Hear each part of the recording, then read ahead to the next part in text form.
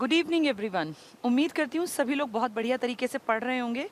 और कल हम लोगों ने ट्रांसपोर्टेशन पे एक इम्पॉर्टेंट टॉपिक कवर किया था, रोड ट्रांसपोर्टेशन का, जिसमें हमने हरियाणा में नेशनल हाईवेज और हरियाणा के दो इम्पॉर्टेंट स्टेट हाईवेज के बारे में बातचीत की थी। स्टेट हाईवे के में नंबर आपको याद हो तो 12 था और नंबर 6 था, छोटा और बड़ा। और हमने नेशनल हाईवेज में देखा था ऑल ओवर इंडिया जो सबसे लंबा नेशनल हाईवे है नंबर 44, जो पहले जीटी रोड था, कभी NH1 NH2 बना, वो आज वही NH44 के नाम से आपके हरियाणा में अंबाला से एंटर होता है। और अंबाला शहर, अंबाला कैंट, बिल्कुल उसी जीटी रोड पर, पुराने जीटी रोड पर, आज नेशनल हाईवे नंबर 44 पर। और फिर वहाँ से वो कुरुक्षेत्र की तरफ आ जाता है। कुरुक्षेत्र में शाहबाद है और आपका पीपली है जहाँ चिड़ियाघर है। शाहबाद जो आपका हॉकी का गढ़ कहलाता है, यहाँ से आगे वो करनाल की तरफ आता है।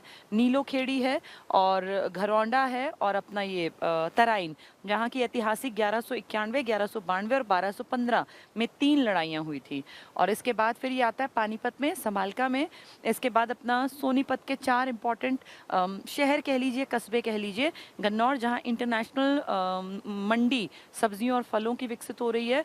और दूसरा आपका ये मुरथल जो कि फेमस है अपने ढाबों के लिए। और तीसरा हमने पढ़ा था अपना राई, जो इंडस्ट्रियल एरिया भी है, मेगा फूड पार्क भी है वहाँ पर।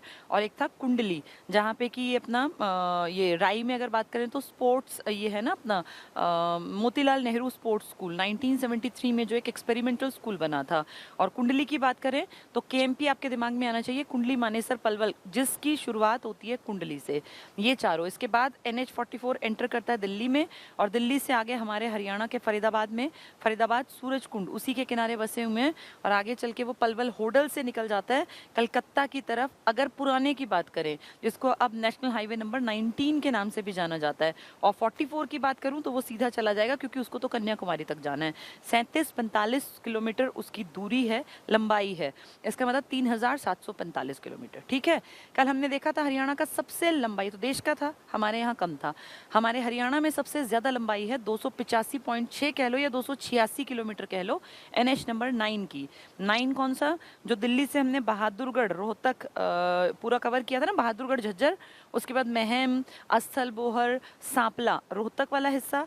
फिर आगे गया तो देखो, याद करो, उसमें हांसी, हिसार, अग्रोहा, फतेहाबाद, सिरसा और डबवाली से होता हुआ वो आगे फाजिल्का पंजाब की तरफ चला गया था। नंबर 9 था, पहले यही NH10 था, मैंने कल भी कहा था, इसके ऊपर एक मूवी बनी थी। अब ये NH नंबर 9 है। फिर हमने कल देखे थे NH नंबर 152, 52, 352। याद करो, नरवाना के हेरफेर में मैंने आपको समझाया था, एक नीचे पाली तक, राजस्थान तक, एक ऊपर हमारा अंबाला कुरुक्षेत्र के रूट पर, और एक नीचे बावल रेवाड़ी तक।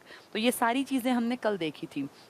फिर नीचे वाली बेल्ट याद करो, NH48 बिजिएस्ट अपना नेशनल हाईवे था, जो दिल्ली से ये जयपुर और फिर आगे मुंबई तक चला जाता है। इसका अब पहले नंबर 8 था, अब नंबर 48 है। फिर हमने दक्षिण की तरफ ही कई सारे बड़े बड़े, अब जो नंबर 11 है 152D बनेगा जो। तो कई सारे हाईवेज के कई तो क्या सारे इंपॉर्टेंट हाईवेज कल हमने लगभग देख लिए थे। नेशनल हाईवेज जिनका खर्चा केंद्र सरकार देती है, और national highway authority of India जिसकी देखरेख करती है, मेंटेनेंस करती है और बनाती है। ये सब मैंने आपको पढ़ा दिया। देखो, ट्रांसपोर्टेशन और जनसंचार दोनों चीजें, ये कल कंप्लीट हो गया था हमारा। देखो, घनत्व था, जींद और ये सब पढ़ा था ना हमने। नेशनल हाईवेज 285 वाला, ये देखो हर एक का नंबर अब तुम्हें पता है। 907 भी है, 709 भी है, करनाल पानीपत वाली पट्टी में। ये कल मैप से मैंने आपको एक एक करके समझाया था। इसके डिजिट्स याद करो, 5, 105 पंचकुला वाले थे, शिवकिला स्वर घाट वाले। फिर 7 था, उसके बाद यहीं ऊपर में था 344, ये जो हरिद्वार और इस वाले रूट की तरफ था। फिर यहीं 152 था, फिर ये 352 है, 52 है, 9 है, 709 है, 709A है। और फिर ये नीचे तक सेम चलेंगे। फिर ये आपका 48 है, 248A है, 919 है और 19 है। तो कल ये हमने सारे पढ़ लिए थे। ठीक है, इसके बाद राष्ट्रीय राजमार्ग के बाद स्टेट हाईवेज भी हमने देखो पढ़ा था। SH12 सबसे लंबा और सबसे छोटा स्टेट हाईवे नंबर 6A है। ठीक है, ये पढ़ लिए थे हमने, सारे देख लिए थे। एक्सप्रेसवे ये आज का टॉपिक था। ठीक है, ये पढ़ना था। मैंने कल कहा था कि इसको सीधे रटना नहीं है, इसको थोड़ा सा समझेंगे। और द्वारका एक्सप्रेसवे है, पानीपत एक्सप्रेसवे है, KMP होगा, और एक आपका थोड़ा सा KGP के बाद, क्योंकि उससे लगा हुआ है। देखो, अब पहले इस टॉपिक को थोड़ा सा समझ लें, फिर ये हमें आसान दिखेगा। हम बात कर रहे हैं एक्सप्रेसवे की। ये क्या होता है? Express way. Express way. अभी कल तक जो हम पढ़ रहे थे वो थे नेशनल हाईवे, यानी राष्ट्रीय राजमार्ग, और इन्हें आप कह रहे हैं एक्सप्रेसवे। पहली चीज़ तो ये कि इनमें क्या अंतर है, हाईवेज क्या होते हैं और एक्सप्रेसवेज क्या होते हैं।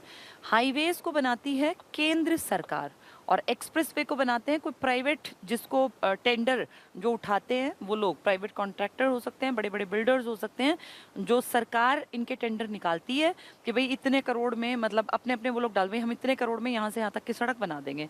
सरकार बताती है यहाँ एक्सप्रेसवे बनवाना है, तो कौन कितने तक का उठाएगा टेंडर। अब जो सरकार को रीजनेबल लगता है सरकार उस कंपनी को दे देती है टेंडर, पास हो जाता है, उसके बाद फिर उसके ऊपर काम करना पड़ता है कंपनी को। इसके बदले में फिर कई साल का टोल टैक्स कंपनी वसूलती है। तो एक तरह का ये सरकार और कंपनी के बीच का कॉन्ट्रैक्ट होता है जिसका फायदा लोगों को भी मिलता है। पैसे देने पड़ते हैं नो डाउट, लेकिन एक्सप्रेस वे पर आपका टाइम बहुत बचता है। आपके जो वाहन है ना, इनकी स्पीड ज़्यादा होती है। किसी भी नेशनल हाईवे पे 120 किलोमीटर पर आवर की स्पीड मान्य नहीं होगी, चालान कट जाएगा। हाईवेज पर आपको कहीं भी, जहां ये गांव के आसपास से निकलते हैं, आपको ब्रेकर मिल जाएंगे। एक छोटा सा एग्जांपल देती हूँ, जिसको आज आप NH44 कह रहे हैं ना, जिसको पहले NH1 कहते थे, जिसको आप GT रोड कहते हैं। अभी भी हरियाणा के सोनीपत के आसपास के गाँव में तो GT रोड ही नाम फेमस है उसका, उसको NH44 थोड़ी जनता कह रही है। इस NH44 पे बिल्कुल पास पास ऐसे गाँव बसे हुए हैं, बिल्कुल। अब इन गाँव वालों के खेत अगर इस तरफ हैं तो इनकी भैंस भी यहाँ से निकल के नेशनल हाईवे 44 को क्रॉस करके जा रही है। इनके ट्रैक्टर भर भर के आ रहे हैं। इनके यहाँ लोग बाग ऐसे अपने गाय भैंसों की खेती के सामान ला रहे हैं और ले जा रहे हैं। मैं ये नहीं कह रही कि ये गलत है, लेकिन नेशनल हाईवे पर इस तरह की ट्रैफिक के बीच में से आवाजाही कहीं ना कहीं स्पीड के ऊपर एक तरह की बंदिश है। तो नेशनल हाईवे का जो स्टैंडर्ड मेंटेन होना चाहिए वो नहीं मेंटेन हो पाता, क्योंकि हम बेसिकली ग्रामीण अर्थव्यवस्था हैं और हमारे यहाँ से जहाँ से भी रोड निकलेगा वहाँ आसपास कोई ना कोई गाँव मिलेगा। ये इस चीज़ से ओवरकम कर गए एक्सप्रेसवे। कैसे? एक्सप्रेसवे जहाँ डेवलप किए गए वहाँ कोई भी ऑन रोड गाँव नहीं है, इस तरह से जैसे आपके नेशनल हाईवेज पर हैं गांव, लेकिन आसपास हैं। जैसे एक एग्जांपल देती हूँ, KGP की बात कर ले हम, KGP की या KMP की। तो आप देखो KGP KMP पे अगर आपको जाने का मौका मिले तो बिल्कुल सड़क ऐसे धड़ल्ले से भागती हैं गाड़ियाँ, और मिनिमम स्पीड, जैसे जो मैक्सिमम स्पीड वहाँ दे रखी है वो 120 किलोमीटर दे रखी है, जो मान्य है। इस पे गाड़ी चलाने पे आपका चालान नहीं कटता, तो आप उस स्पीड को मेंटेन कर पाते हैं। लोग चलाने को तो 150-200 भी चलाते हैं, वो उनकी गलती है, लेकिन 120 की मान्यता मिली हुई है, तो कितनी बड़ी बात है। कारण इस एक्सप्रेस वे पे ना तो कोई रेड लाइट आनी, ना इस पे से कोई आपको भैंस निकलती मिलेगी, ना कोई आप इसको बच्चे खेलते मिलेंगे, ना कोई अपनी गली के आगे ब्रेकर बनवा सकता। क्यों? क्योंकि इनकी कनेक्टिविटी रोड के साथ, गांव के साथ दूरी तक है।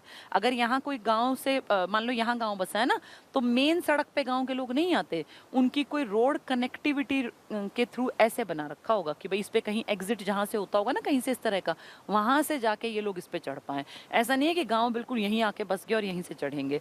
तो एक्सप्रेस वे पे हमेशा स्पीड ज्यादा होती है, ब्रेकर्स नहीं होते, रेड लाइट नहीं होती, स्पीड अच्छी स्पीड मेंटेन की जा सकती है। जबकि अगर हाईवे की बात करें तो यहाँ पे गाँव हो सकते हैं, यहाँ पे स्पीड एक लिमिट की हो सकती है, और बहुत बार तो ऐसा भी होता है कि हाईवेज पर भी अगर कंजेशन के एरियाज हो तो रेड लाइट जैसी कंडीशंस पैदा कर दी जाती हैं। ठीक है, तो ये अंतर है एक्सप्रेसवे और हाईवे का सबसे बड़ा अंतर। स्पीड बहुत बड़ी चीज़ है, जिसके कारण आज के टाइम में बिजनेस जो क्लास के लोग हैं ना, वो एक्सप्रेसवेज पर चलना ज़्यादा बेहतर मानते हैं, क्योंकि अब एक्सप्रेसवे पे ना तो उनको रुकना पड़ता, और बड़े बड़े ट्रक्स हैं और इस तरह का माल ढोते हैं, तो वो एक्सप्रेसवे पे उनको दिन रात वो चल सकते हैं। तभी तो आपके देश में स्वर्णिम चतुर्भुज जैसी योजनाएं हैं, दिल्ली, मुंबई, कलकत्ता, चेन्नई को जोड़ने के जो ये बहुत बड़े बड़े प्रोजेक्ट्स हैं।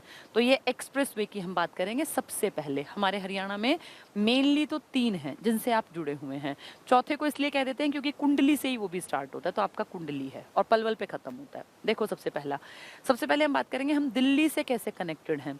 तो दिल्ली का एक इलाका पड़ता है द्वारका, बहुत पॉश और बढ़िया इलाका है। और जैसे आज ये नोएडा विकसित है ना, ऐसे सबसे पहले दिल्ली ही विकसित हुआ था, मतलब फ्लैट सिस्टम जिसको बोलते हैं, पूरे का पूरा शहर बहुत तरीके से सोच समझ के प्लान्ड सिटी जो बसाई गई वो द्वारका है दिल्ली का। बहुत सारे सेक्टर्स हैं और चौड़ी सड़कें हैं, बहुत सोच समझ के इसको प्लान करके बसाया गया था। द्वारका एक्सप्रेस वे बना हुआ है, और द्वारका एक्सप्रेस वे क्या है, द्वारका से जो दिल्ली का इलाका है गुरुग्राम हमारे गुड़गांव तक ये बहुत तेज़ गति से चलने वाली सड़क है। और द्वारका और गुड़गांव को आपस में कनेक्ट ऐसे किया गया है, 28 किलोमीटर का ये स्ट्रेच है। दिल्ली के धौला कुआं से स्टार्ट होता है, लेकिन आपको वो नहीं याद रखना क्योंकि आप मेन की बात करेंगे तो द्वारका एक्सप्रेसवे इसका नाम है, ठीक है। तो 28 किलोमीटर है, जिनमें से 18 किलोमीटर ये हरियाणा में है और 10 किलोमीटर ये दिल्ली में है। ये आपके दिल्ली के धौला कुआं से अगर कोई गाड़ी चढ़ती है द्वारका एक्सप्रेसवे पे तो वो 28 किलोमीटर क्रॉस करते करते गुड़गांव उतर जाएगी, जबकि अगर वैसे आप जाओगे ना तो आपको घंटों लग जाएंगे। इसमें एक्सप्रेसवे में स्पीड ज़्यादा होगी, ब्रेकर्स नहीं होंगे, रेड लाइट्स नहीं होगी। हमारे पूरे इंडिया का सबसे बड़ा जो टोल टैक्स इकट्ठा करने के लिए जो लेन्स लगती हैं ना, वो ढेर आपने टोल टैक्स देखे होंगे, सुने होंगे। सबसे बड़ा टोल टैक्स का जो इलाका बना है वो इसी एक्सप्रेसवे पर बना है। तो सबसे ज़्यादा बड़ा टोल टैक्स कलेक्शन का अगर पूछे पॉइंट कहाँ है तो आप कहोगे द्वारका एक्सप्रेसवे पर, ठीक है। 28 किलोमीटर बहुत लंबा नहीं है, लेकिन फिर भी क्योंकि इसकी इंपॉर्टेंस है, आवाजाही है। और उससे बड़ी बात ये जो आपका गोल्डन क्वाड्रिलेटरल है ना, गोल्डन क्वाड्रिलेटरल पता होगा ना आपको, 4 बड़े शहर जोड़ने के लिए दिल्ली, मुंबई, चेन्नई और कैलकाटा, इनको आपस में जोड़ना है 3x3 4x4 की लेन से। तो इसके लिए ये एक चतुर्भुज जैसा उभरेगा, मैथ्स का जैसा क्वाड्रिलेटरल होता है, तो इसको नाम दे दिया गोल्डन क्वाड्रिलेटरल। इसी का एक पार्ट है द्वारका एक्सप्रेसवे, जो आपके यहाँ कितने किलोमीटर है, 18 किलोमीटर, ठीक है। छोटा है लेकिन इंपॉर्टेंट है। इसके बाद अगले की बात करते हैं, पानीपत वाला जो आपको पता होगा, पानीपत एक्सप्रेसवे जिसको आप कहते हैं, कोई बहुत लंबा नहीं है, ये और भी छोटा है, महज 10 किलोमीटर का है। पानीपत एक्सप्रेसवे, नाम एक्सप्रेसवे है तो समझ जाओ कि स्पीड अच्छी मेंटेन हो सकती है, पर 10 किलोमीटर में तो क्या बड़ी स्पीड मेंटेन करेंगे। अगर ये हो कि भाई 100 किलोमीटर का है तो ज़्यादा फायदा, लेकिन ठीक है, हमारे यहाँ है पानीपत एक्सप्रेसवे तो हमने पढ़ लिया कि अपना ये एक एक्सप्रेसवे है, ठीक है। 2 हो गए। तीसरा एक्सप्रेसवे, इसको थोड़ा सा समझना, आपके यहाँ NH44 जो हम कल पढ़ रहे थे, इस पे मैंने बताया था सोनीपत के 4 शहर पड़ते हैं, गन्नौर, कुंडली, गन्नौर के आगे मुरथल, मुरथल के आगे राई, राई के आगे कुंडली। तो हम यहाँ मान लें कि अगर यहाँ कुंडली है, इसको इमेजिन कर लो, ये वाला इलाका यहाँ ये कुंडली है, तो कुंडली से एक रोड स्टार्ट किया गया। पहले ये सीधा नेशनल हाईवे तो ऐसे ही जाता है ना दिल्ली की तरफ, यहीं से एक रोड स्टार्ट कर दिया जो रिंग की तरह घूम के यहाँ आ जाता है आपके पलवल में। तो पलवल आपका दिल्ली के पास तो है, पलवल फरीदाबाद दिल्ली के बिल्कुल नीचे तो है। तो इस तरह से एक हाफ रिंग, सेमी सर्कल सा बन गया। ये कुंडली का इलाका है, यहाँ आपका मानेसर पड़ गया गुड़गांव वाला, और ये आपका पलवल मान लीजिए, इसी को आप कहते हो KMP, KMP एक्सप्रेसवे है, कोई रेड लाइट नहीं है, कोई गांव बीच में ऐसे कोई नहीं कि ब्रेकर लगवा देंगे या कोई गांव सीधे एकदम इसी में पड़ता हो, इसे आप कहते हैं KMP। बहुत ज़्यादा बढ़िया है, अच्छी स्पीड से गाड़ियां चलती हैं। कई बार एक्सीडेंट्स की खबरें भी लगभग आ ही रहती हैं अखबारों में, वो थोड़ा सा ध्यान रखना चाहिए। अदरवाइज़ KMP बहुत ही बेहतर है आने वाले टाइम के लिए, और मैं तो इस पर कई बार जा चुकी हूँ। तो बहुत सुंदर अभी इसलिए भी लगता है क्योंकि चारों तरफ खेत ही खेत दिखते हैं, बीच में काफ़ी चौड़ी सड़कें हैं और चारों तरफ बहुत सुंदर एकदम से ग्रीन, लश ग्रीन एरिया दिखता है। अगर आप KMP पे गए हैं तो आप समझ सकते हैं इस चीज़ को, नहीं तो सिर्फ इमेजिन कर लो कि बहुत सुंदर खेतों के बीच में से गुजारा गया है ये, और ये पुल की तरह ऊपर की तरफ से गाड़ियां जाती हैं। इसलिए मैंने कहा कि कोई भैंस नहीं आएगी, कोई कनेक्टिविटी, ऐसा कोई गांव बिल्कुल ऑन रोड नहीं होगा, रेड लाइट नहीं है, आप एक स्पीड को मेंटेन कर सकते हैं, ठीक है। जैसे ये है ना, सेम ऐसे ही इधर भी एक सड़क है कुंडली से ही निकल के, और वो आ गई है पलवल, ठीक है। तो ये कुंडली, इसको कहते हैं KGP, कुंडली, G मतलब गाजियाबाद, और ये है आपका पलवल। तो KGP, 2 शहर तो आप ही के हैं, कुंडली और पलवल। आपकी तरफ आया तो KMP बन गया, और उस तरफ गया यूपी की तरफ तो बन गया KGP। तो KMP और KGP एक अंगूठी को इमेजिन कर लो गोल, एक जैसे छल्ला होता है कोई, आधा आपकी तरफ कवर कर गया, आधा ये गाजियाबाद की तरफ। स्टार्टिंग पॉइंट कुंडली है और एंड पॉइंट पलवल है, इसीलिए इंपॉर्टेंट है क्योंकि दोनों हरियाणा के हैं। तो केएमपी और केजीपी की लगभग दूरी भी बराबर है, 0.6 किलोमीटर का डिफरेंस है, वरना दोनों बिल्कुल बराबर दूरी के हैं। ठीक है, 2018 में खुद पीएम मोदी ने इसका उद्घाटन किया था। जो इस तरफ जाता है और जो आपकी तरफ आता है, आपकी तरफ वाले का नाम रख दिया वेस्टर्न पेरिफेरल, पश्चिमी परिधीय एक्सप्रेसवे, वेस्टर्न पेरिफेरल, क्योंकि इस तरफ वैसे भी वेस्ट डायरेक्शन ही होती है। अब मैप को अगर याद करो भारत के, को इस तरफ ईस्ट होती है, तो केजीपी का नाम है ईस्टर्न पेरिफेरल, यानी पूर्वी, ईस्टर्न पेरिफेरल, पूर्वी परिधीय, और इसका नाम है वेस्टर्न पेरिफेरल एक्सप्रेसवे। वेस्ट से बना ना, वेस्टर्न पेरिफेरल। ठीक है, ये केजीपी है इधर वाला और आपके वाले का नाम है केएमपी। दोनों की लगभग दूरी समान है, 0.6 किलोमीटर, कोई बड़ी बात नहीं है। इन दोनों पे गाड़ियां बहुत बढ़िया स्पीड से भागती हैं।